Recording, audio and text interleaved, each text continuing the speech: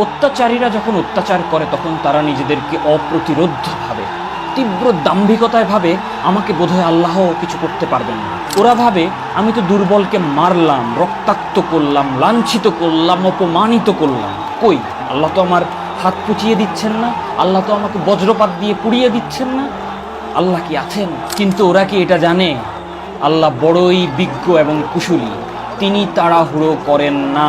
সূরা লাহাব নাজিলের 7 থেকে 8 বছর পরে আবু লাহাবের যে পরিণতি হওয়ার হয়েছিল তাৎক্ষণিক কিছু হয়নি। অত্যাচারীরা শীঘ্রই জানবে কোথায় তাদের গন্তব্যস্থল। এদেরকে কে বোঝাবে এই ক্ষমতা, এই দাপট চিরস্থায়ী না। ধ্বংস হোক তোমাদের হাত, ধ্বংস হও তোমরা নিজে। তোমাদের অর্থ, সম্পদ, ক্ষমতা কোনো কাজেই আসবে না।